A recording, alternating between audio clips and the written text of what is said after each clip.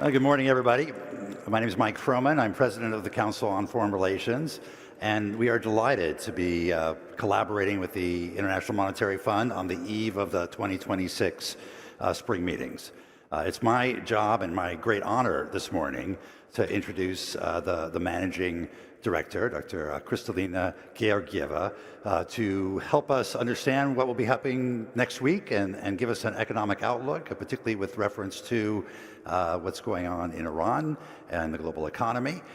We'll have 20 minutes of her thoughts, and then we'll open it up to questions, first from me and then from a couple of members of our audience. She truly needs no introduction, particularly in this hall, but she's been the managing director since 2019. She was reelected in 2024. Before that, as you know, she was CEO of the World Bank from 2017 to 2019, where she secured a $13 billion capital increase for the bank at a very difficult time.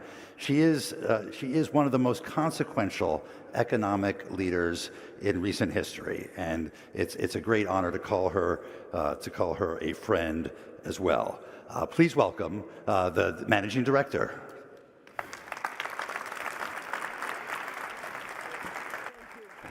Thank you, Mike. A very good morning to all. Good morning.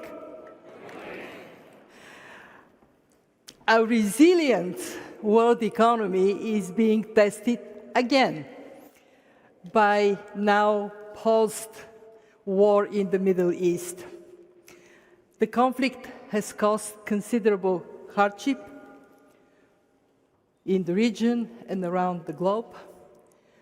My heart goes out to all people affected by this war and all wars. Next week, we would welcome ministers and central bank governors to our spring meetings. And our focus will be on how best to weather this latest shock and ease the pain on economies and on people. This requires understanding the nature of the shock, the channels through which it affects the economy, the size of the impact, and the policies that can mitigate it. So, what hit us? A supply shock that is large, with the world's daily oil flow cut by some 13% and its LNG flow by some 20%. It is global, with all of us now paying more for energy and with supply chains disrupted around the world.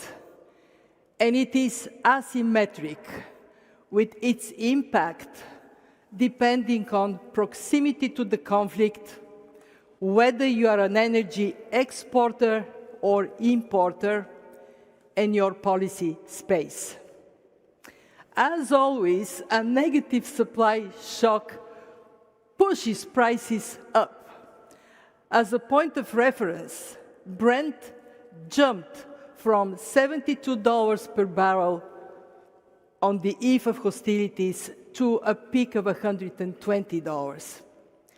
Thankfully, oil prices have fallen, but they remain much higher than before the war, and many countries are paying high premium for access to precious supplies. Spare a thought for the Pacific Island nations at the end of a long supply chain, wondering if fuel still reaches them in the wake of such severe disruption. The supply interruptions have had and will, for some time, continue to have ripple effects, such as oil refineries, disruptions because of the need to maintain minimum flow rates, with warning lights flashing in many far-flung places. Shortages of refined products, including diesel, jet fuel. They disturb transportation, trade, tourism in a world that is more interconnected than ever. Food insecurity, pushing another 45 million people in hunger, given the transport restriction problems, taking the total number of people in hunger to over 360 million, with a problem that is potentially going to get worse over time because of higher fertilizer prices. And supply chain disruptions, given industrial dependencies on sulfur, on helium, for silicon chip making and MRI imaging, and naphtha for plastics. The second question is, how can this shock play out? Through three main channels. First, the price impact and supply shortages. Higher prices for key inputs feed into many consumer goods, lifting inflation. This, coupled with shortages, reduces demand by a brute force. Second channel, inflation expectations. This can break anchor and ignite a costly inflation process. Been there, seen it. Here is the distribution of near-term inflation forecasts for the US. Notice how the curve has moved to the right, indicating higher short-run inflation expectations. And here is the curve for the euro area. It also moves to the right, and also it widens, indicating higher uncertainty. Now, there is some good news. Fortunately, long-term expectations have not budged. Very good and very important. Third channel, financial conditions. From a highly supportive starting point, they tightened in an orderly manner. Emerging market bond spreads widened substantially. Equity prices have adjusted, and the dollar appreciated. We have been here before in the 70s and earlier this decade, and we know eventually a significant part of the shock will dissipate, leaving us in a new equilibrium. Supply recovers, demand adjusts, new capacity comes on stream, energy efficiency rises. As a proof, just appreciate how the world has become progressively less energy intensive since the 80s. And that picture, what you see on the top, this cushions the shock we face today. Renewable energy increased its share, yet oil remains our #1 fuel. As the world responds, it is important that we maintain our collective quest for energy efficiency and energy diversification. Different countries have different paths to energy security, but all must strive for it. Let me move to the third question. How large is the growth impact? The answer very much depends on whether the ceasefire holds and leads to lasting peace, one, and two, how much damage the war leaves in its wake. Given the uncertainties, our World Economic Outlook, to be published next week, you can see Pierre-Olivier Gorincha here on the first row, sitting comfortably because the work is done. It would present a range of scenarios going from a relatively swift normalization which would be, of course, the best option, to a middle scenario, to one where oil and gas prices stay much higher for much longer and second-round effects take hold. All these scenarios start from a situation where strong AI and tech investment, supportive financial conditions, and other factors were driving considerable momentum in the world economy. In fact, had it not been for this shock, the world would have been in such a much better place than we would have been upgrading our growth projections. But now, even in our most hopeful scenario, we would have a downgrade. Why? Because of significant infrastructure damage, supply disruptions, losses of confidence, and other scaring effects. They're already baked in.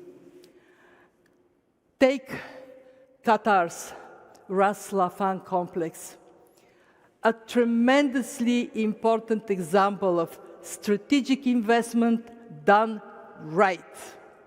Producer of 93% of the Gulf's LNG, some 80% of it going to Asia-Pacific, a region that now endures serious fuel shortages. Ras Laffan has essentially been shut since March 2nd. It took a direct hit on March 19 and could take 3 to 5 years to restore to full capacity. Even in the best case, there will be no neat and clean return to the statu quo ante. Another relevant fact, note how ship passages through Bab el-Mandeb on the Red Sea have never quite recovered from the devastating disruptions there. They remain stuck at about half of their 2023 level.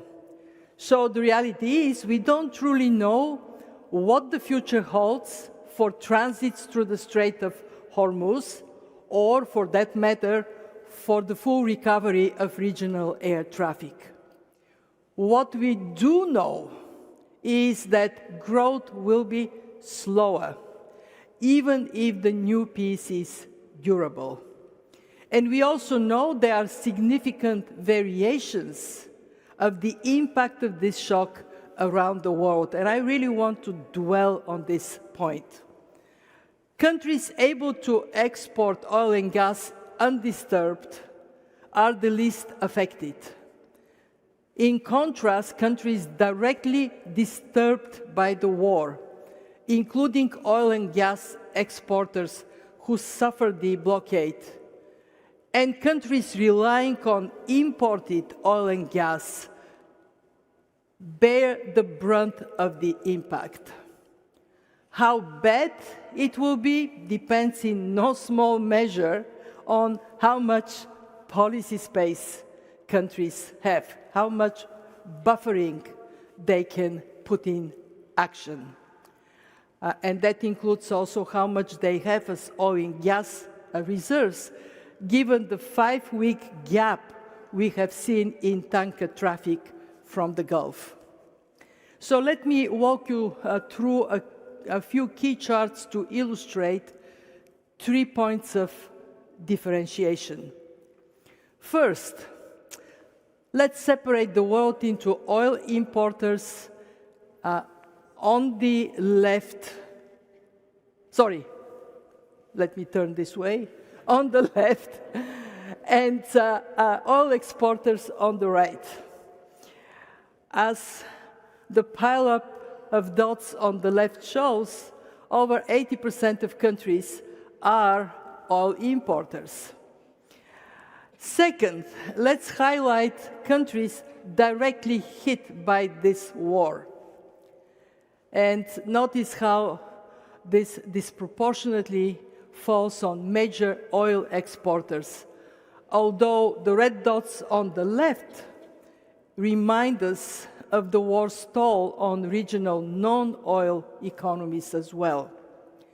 Third, and I want us to pay attention to this, let's add a vertical scale for countries' sovereign credit rating as proxy for policy space.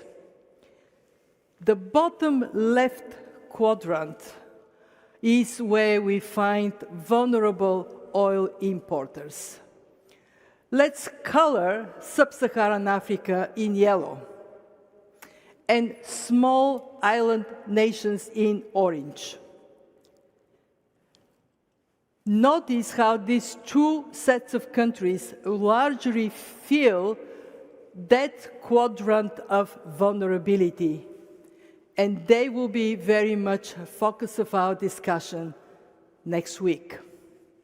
Now, given that oil is a global commodity, even oil exporters far from the affected region and enjoying terms of trade gains feel the impact of costlier oil.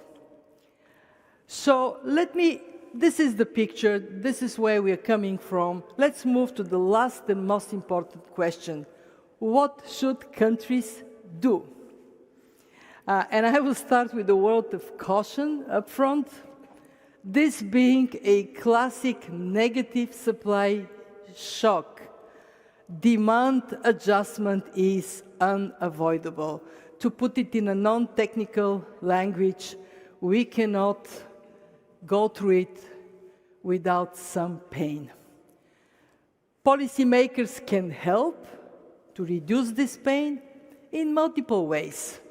And certainly, one way in which they can help is, please don't make matters worse.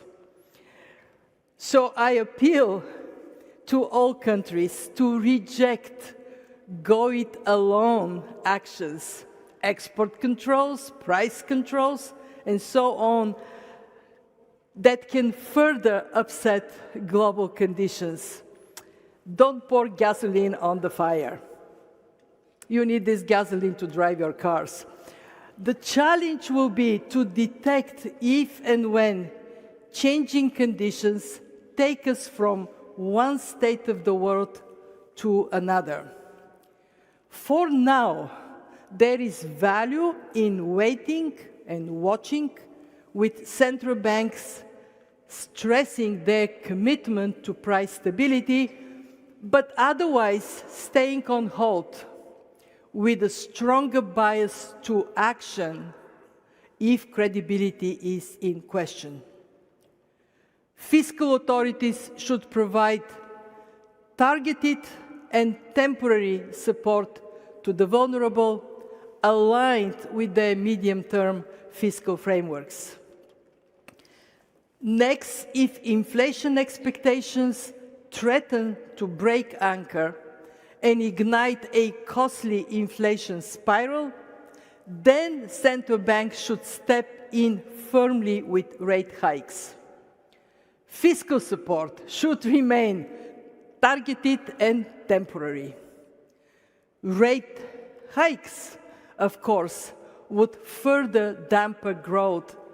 That's how they work, and that is the right price to pay for price stability.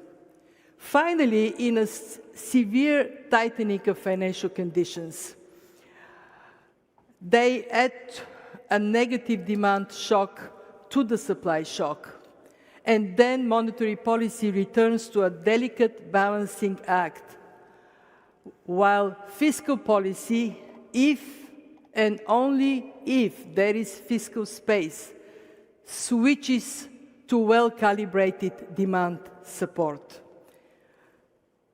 So let's see what is actually happening out there. In monetary policy, what are markets telling us?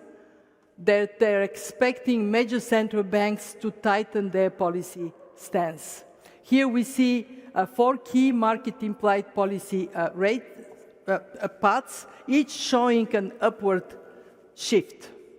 In energy policy, We see many countries putting in place emergency conservation measures, from general campaigns to limits on private vehicle use to remote work. These and other steps are well documented by the International Energy Agency. By the way, this is the reason we formed a partnership, the World Bank, International Energy Agency, and the fund, where we concentrate on the macro side. What this graph tells us is that in terms of economic support measures, quite a number of countries are doing the right thing. They're going with targeted measures. They are shaping to be temporary. But then we also have broad-based measures, those that are in red. And while we haven't done a detailed analysis, it does worry me that there is so much red on this slide. So let me move to looking into what is the step we need to take on the fiscal policy front. We have to avoid untargeted tax cuts. We have to avoid energy subsidies that are not well targeted.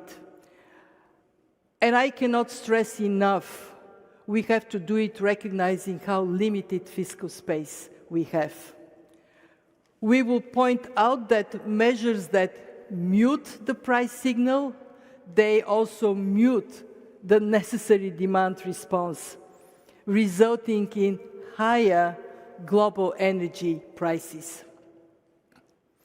And we will work with countries to make sure that as the situation evolves, they have the agility to correct their policy stance appropriately. So let me also look at another part of reality, what is happening on the financial front. Already the world has seen benchmark yield curves rising, driving up the cost of debt. Adding deficit finance stimulus to this mix at this moment would increase the burden on monetary policy and amplify such shifts. It would be like driving with one foot on the accelerator and the other one on the brake. Not good. As we will flag in our forthcoming fiscal monitor, the world does have a fiscal space problem. Public debt is generally much higher than 20 years ago, including in most G20 countries, reflecting widespread neglect of fiscal consolidation in the periods when conditions permitted it. As a result, interest payments are rising as a share of income, as a share of revenues at all income levels. And the implication is clear.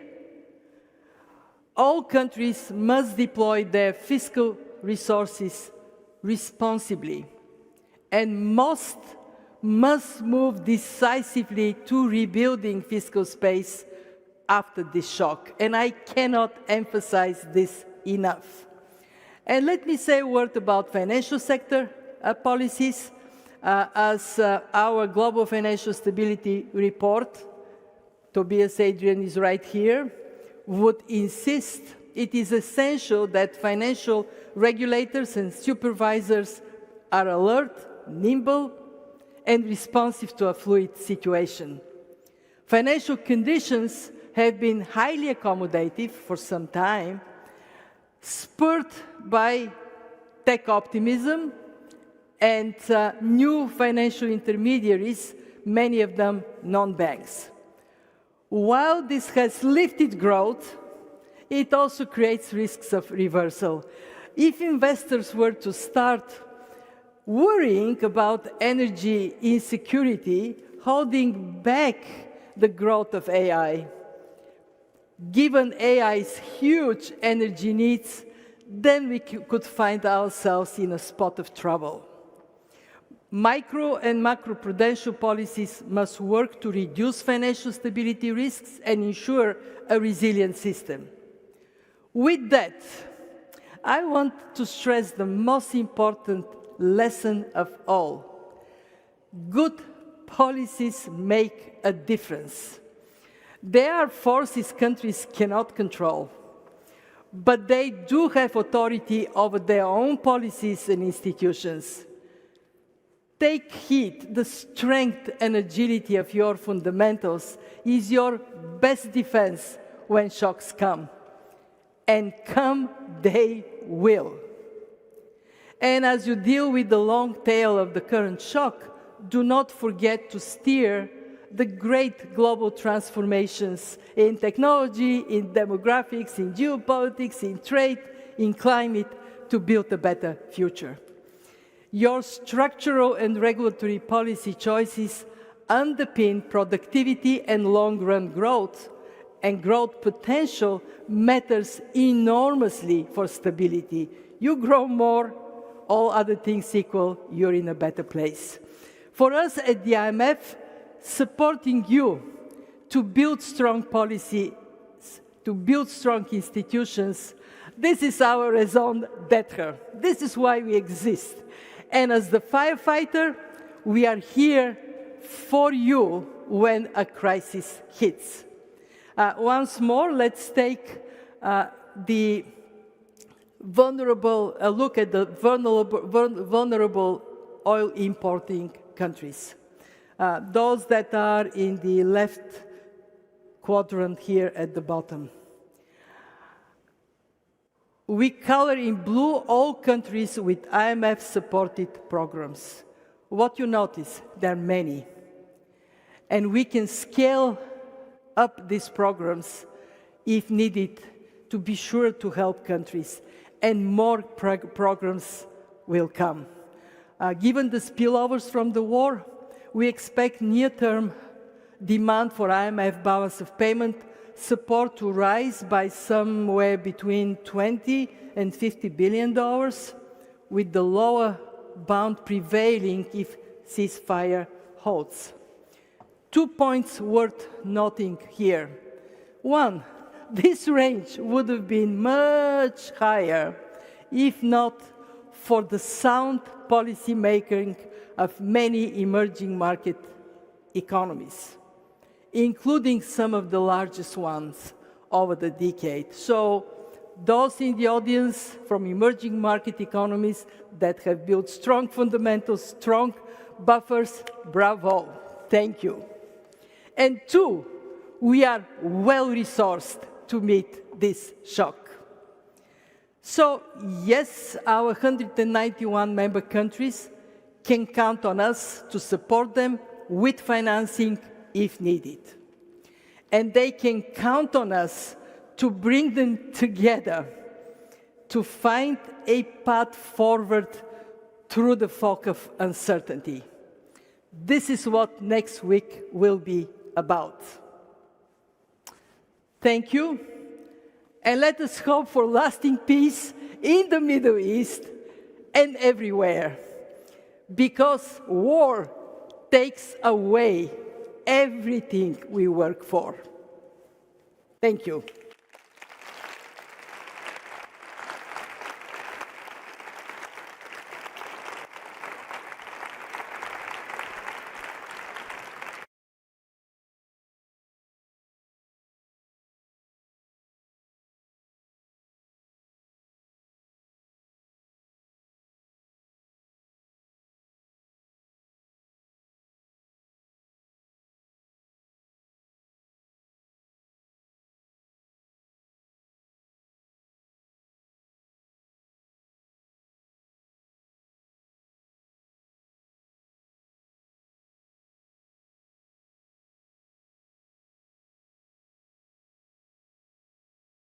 A wave. Back a little bit. Yes. A little bit further so we can get everyone. Yeah.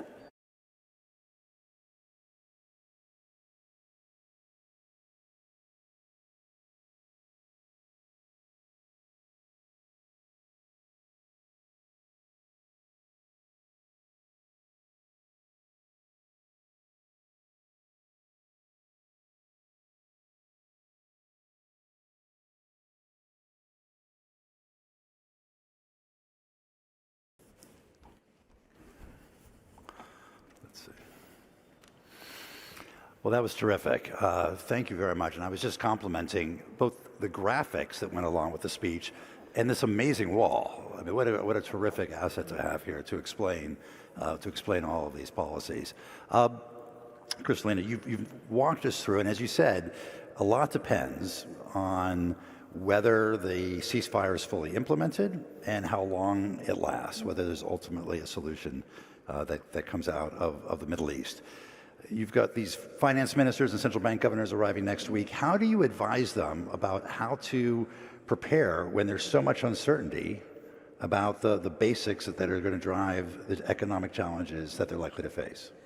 Well, the most important message we have for our members is get your house in good order. When this shock dissipates, there will be another one to come. So building strong, resilient economies, paying attention to longer-term transformational forces, investing in productivity-enhancing measures, above all, taking steps that cost no money but deliver economic results. For example, we have seen in the previous shock, we would see it in this shock, that private sector is more agile, more adaptable. One of the reasons the world economy has shown so much resilience is because of that private sector adaptability. Well, remove red tape, remove obstacles to innovation, create conditions for capital to take measured risk, and on that basis, lift up productivity. I am very mindful that this is easy to say and hard to do. This is why our teams have been working on what are structural policies that can support productivity enhancement and growth, and then on a country-by-country specific basis, work with governments for these policies to take hold. We also would be advising them work together. The world is interconnected. Yes, it is more fragmented. Yes, there are more tensions. But there is so much potential in working together within regions across the globe. And the meetings are a great way of nurturing this spirit of cooperation.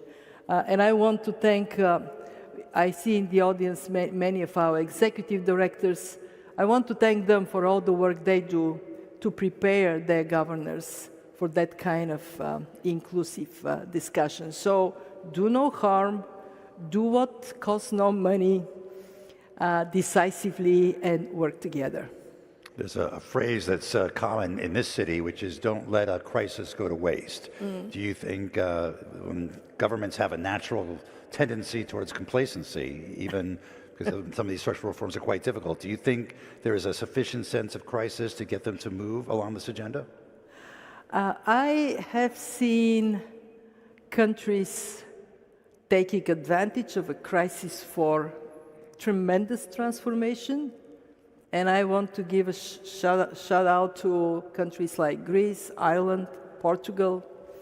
They were in a massive crisis, Eurozone crisis. I am very grateful to our teams at the IMF for the work the IMF did with these countries. And look at them now, best performing economies in Europe. How did they do it? You buckle up, you do the tough stuff, you bring people with you. And the fact that today the president of the Eurozone is the Greek finance minister makes that point. political will, commitment, and ability to do tough reforms pays off. So more of this, less of this. You made the point that in the context of this supply shock, we're likely to see price increases. We could see a breakout of inflation, pushing central banks to raise rates precisely at the time that their fiscal authorities are going to be trying to ensure that there isn't a collapse of demand and slipping into a recession. How do you advise, again, these countries on the prioritization, the sequencing, and ensuring that they don't, as you say, put one foot on the gas and one foot at the brake at the same time? What is very important to recognize is that different from COVID, when all countries were in the same boat, we had demand and supply collapsing simultaneously, and governments, monetary authorities, fiscal authorities, they had to do all the same thing: monetary policy accommodation, fiscal policy accommodation. And they had fiscal space, many of them. They had policy space to do it. Now it's different. Now different countries are in a different place in terms of inflation.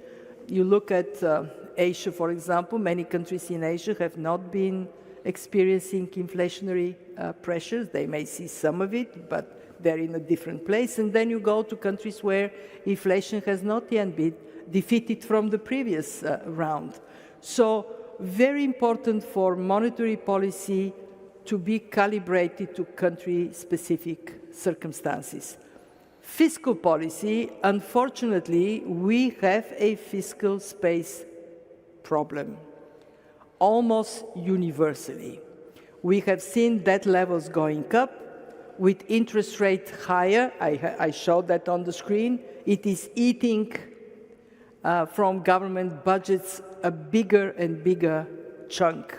So fiscal policy absolutely everywhere has to be very careful not to put in place unaffordable measures. And this is why I was showing you the red on this screen. I am proud of the countries that had the bravery to really focus on targeted and temporary measures. And I think, unfortunately, here there is no easy way around. What should countries also think of? How can they lift up their growth potential? Because the problem of high debt can only be melted away with high growth. And high growth would only come with high productivity. You look at the United States, where productivity has been growing robustly, and growth has been quite strong. Comes this shock, it is not as dramatic for the US economy. I think that there is a lot to be learned from the US in terms of creating innovation environment, in terms of deep capital markets and risk-taking attitude. I also think that in the US now with the deregulation there would be more woof in the economy, but be careful, don't deregulate to a point in which from asset that turns into a liability. So are you in that camp that believes that the AI-induced potential productivity increases is going to save us from all of our other economic problems? I am absolutely in the camp that believes that AI brings tremendous productivity enhancement potential.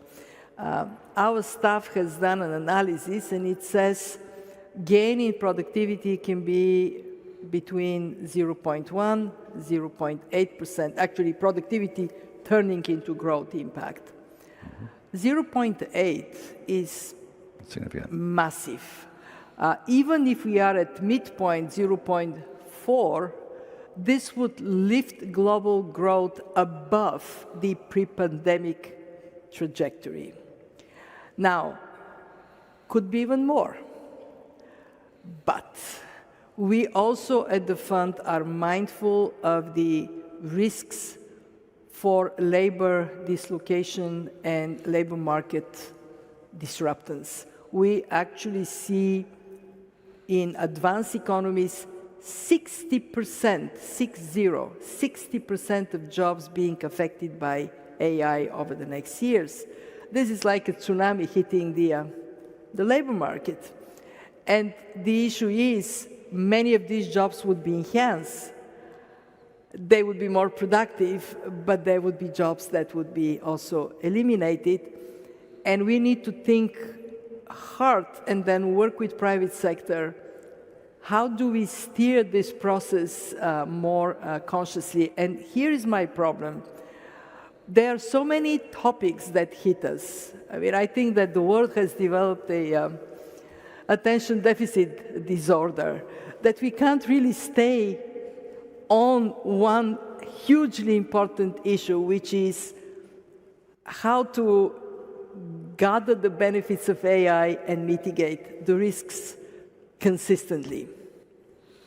You know, let me ask the audience, how many of you are optimists about AI? How many of you are pessimists about AI? So here we go. The audience is with us. Thank you. You know, the IMF, indeed the whole Bretton Woods system, in many respects, was built on the supposition about the benefits of interdependence. And now we look back over the last several years, we've seen the weaponization of interdependence, whether it's the financial system, supply chains, or now with the Strait of Hormuz, the weaponization of geography. What lessons do you think countries might take from these developments about their approach going forward? Are they likely to be more autarkic? Are they likely to pull back from interdependence? And what does that mean for global growth?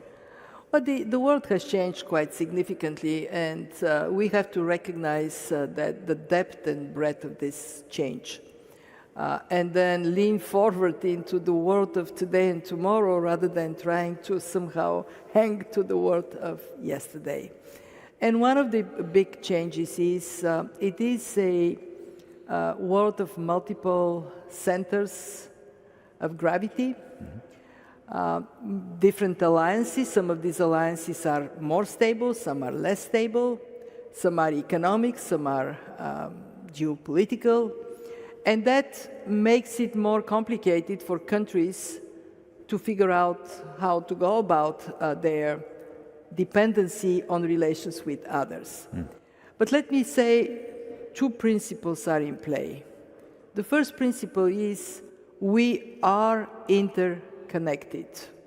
So the one thing that is not possible is to pull yourself out of any interdependence and say, I'm going to do it all on my own. Even the largest economies cannot do that.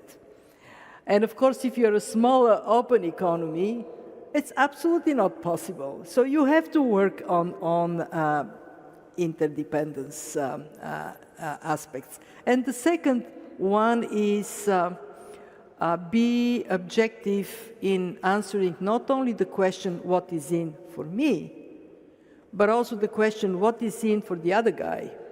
And then recognize that there has to be expanded value proposition for everybody.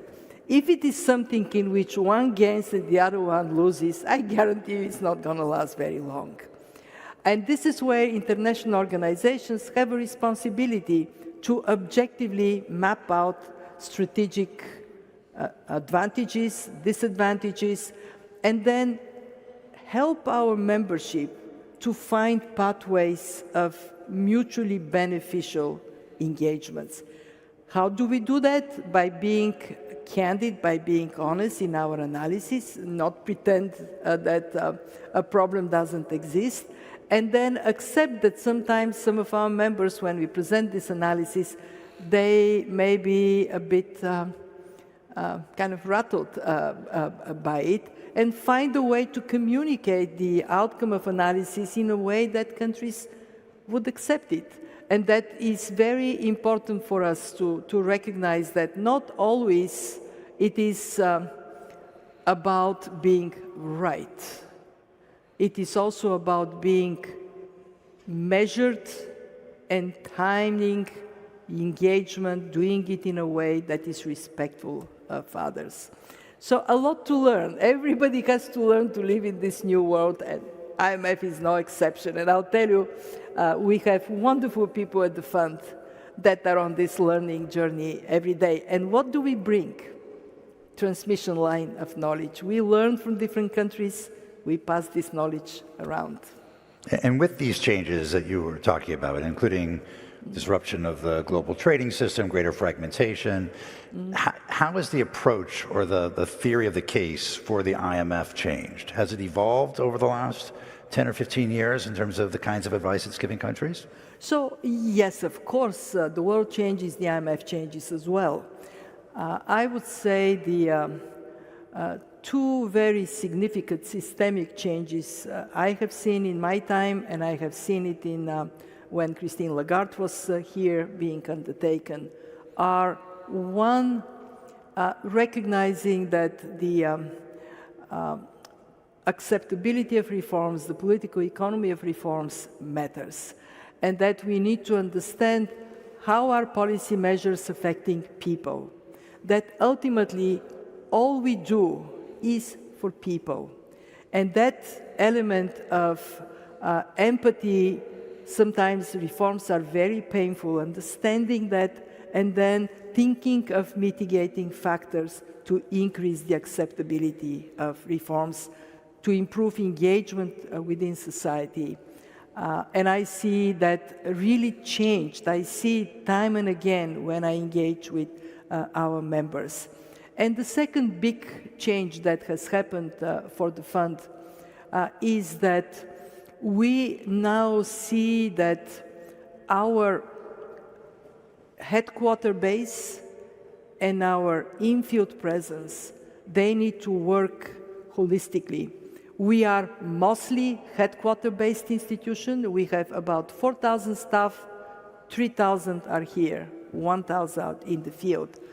But how we work with our training institutes, how we work with our regional offices, with our local presence, so we have that constant transmission of knowledge up and down that makes our ability to help countries more durable.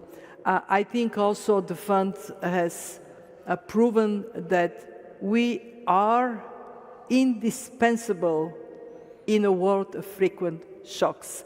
There is no other institution that can, as the fund, step in forcefully, protect our members, and protect not only for the benefit of the individual member, but also because of the spillover risks, because trouble travels. If one part of the world is disturbed and vulnerable, that vulnerability affects others. And that I can say from the bottom of my heart, I'm so grateful to each and every one of the staff of the fund for what we do, to be that anchor of stability in a world that has more trouble. Terrific. So to the staff of the fund in the audience, bravo and thank you.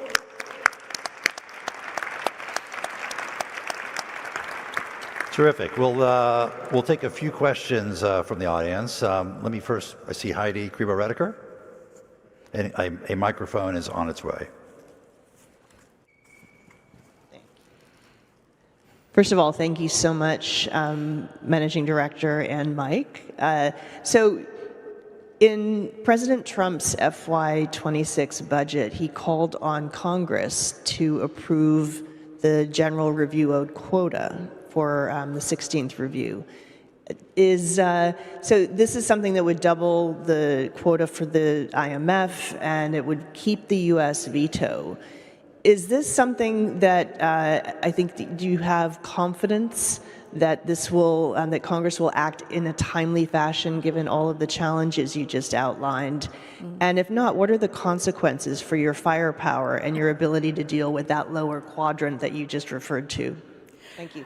Let me express my heartfelt gratitude to the administration for putting the 16th quarter review for approval with Congress, and to everybody who has worked on that in U.S. Treasury, but also on the Hill. We have had many engagements to make sure that people understand why this is a good thing for the world and for the United States.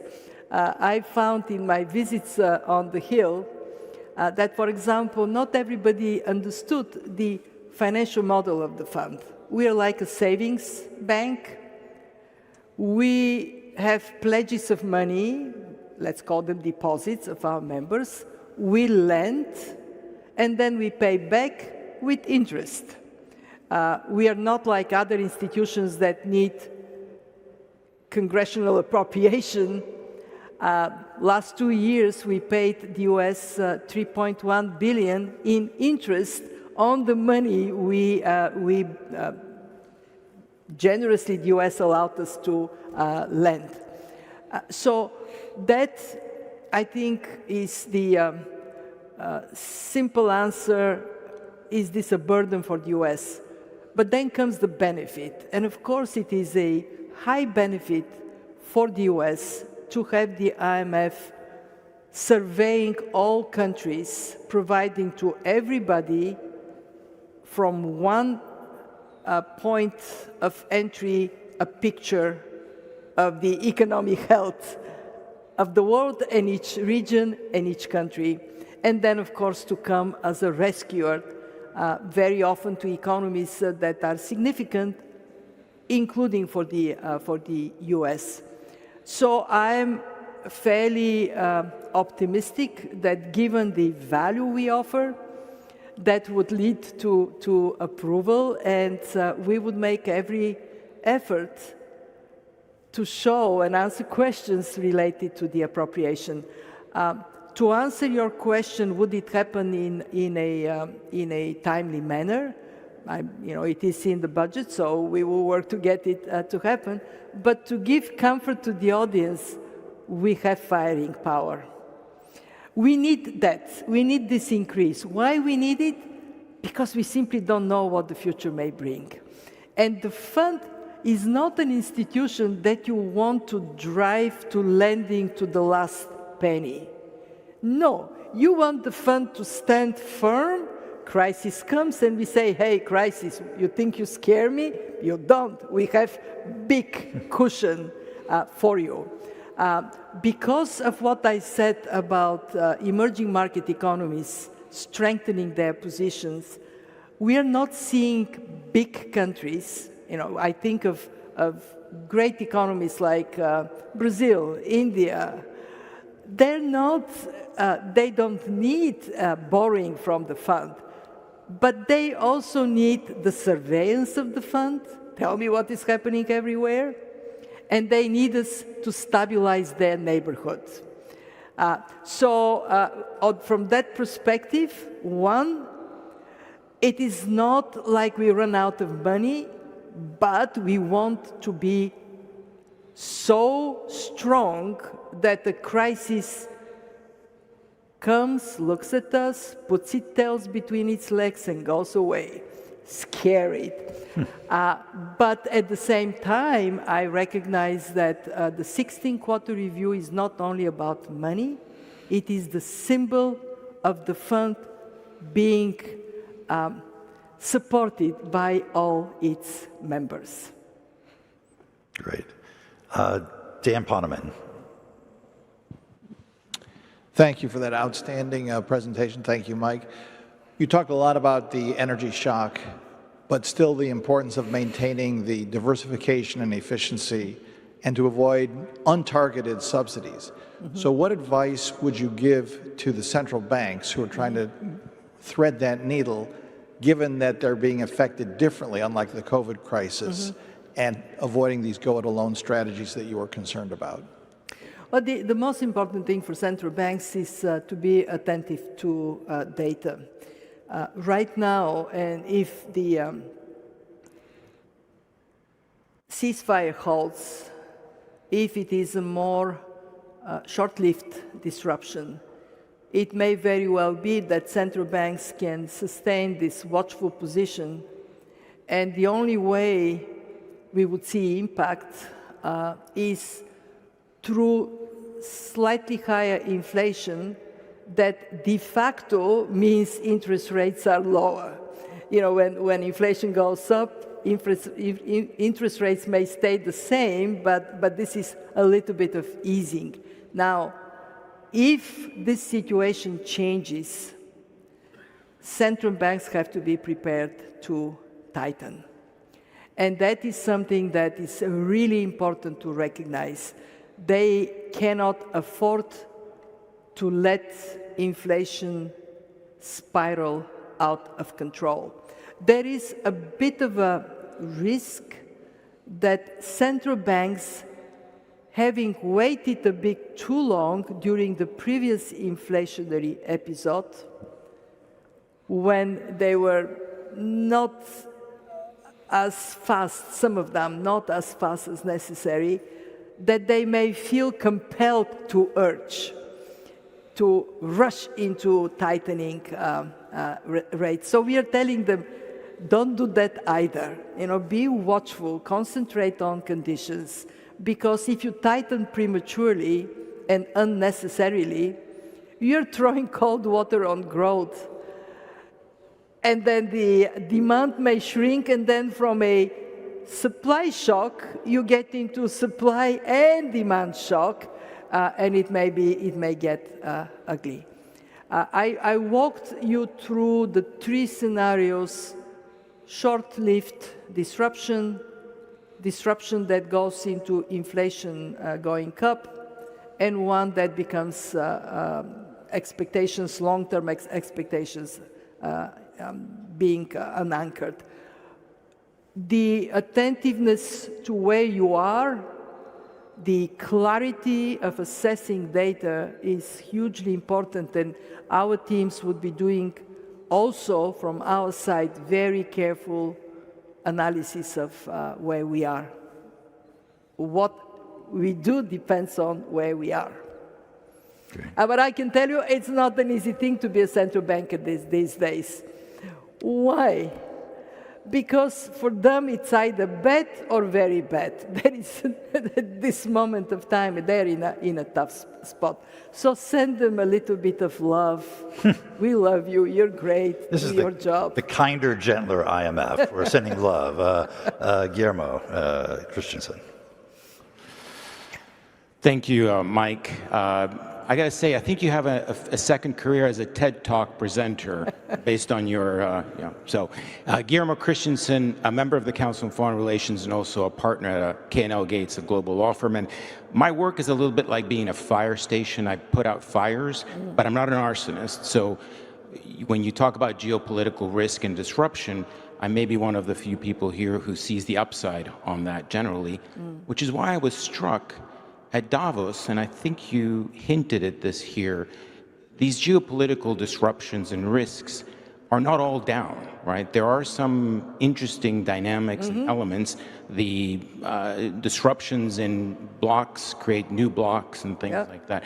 I'd love to hear that positive message, because when I talk to boards and CEOs, they are all very pessimistic about this. In fact, they're just fatigued about the geopolitical risks. So, thank you. I'm so glad you asked this question, because indeed what we are seeing is when there is that reshaping of relations, new opportunities come.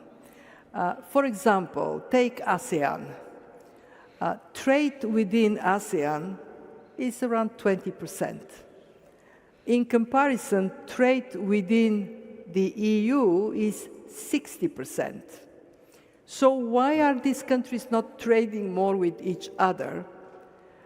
And that is something that they're reflecting on.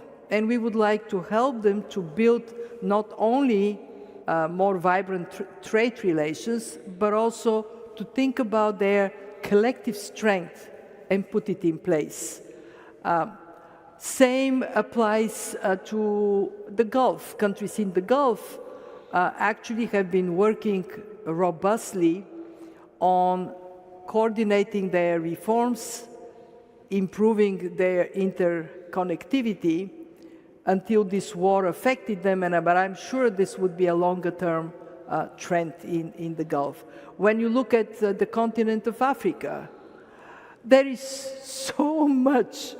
If you take problems as opportunity, many of those, that comes with improving regional trade, regional integration. You take another angle, non-tariff barriers. The world is so rich of this obstacle to growth and development that just concentrating on robust action to eliminate non-tariff barriers in regions and do that systematically, big uplift. So, and even the EU is an existing entity. You look at their internal market, not completed. If they were to complete the single market, if they were to have, and I'm now more optimistic they will, and by the way, it is happening because of these shocks. They might have been more complacent otherwise. They have a capital markets union, that's great for the EU. It's also very good positive spillover effects for the rest of the world. And I think people like you, we probably should create the club of optimists. We need to recognize that a changing world is also a world in which unthinkable opportunities are presenting themselves, not only challenges. Yes, we have to care about the challenges as well, but hey, seek opportunities, grab them. Kristalina, we wish you and the IMF staff the best of luck next week with a very important set of discussions and are very grateful to you for sharing your perspective on the global outlook. Please join me in thanking the Managing Director. Thank you, Mike. Thank you. Many thanks to the audience. That's great. Thank you. Thank you.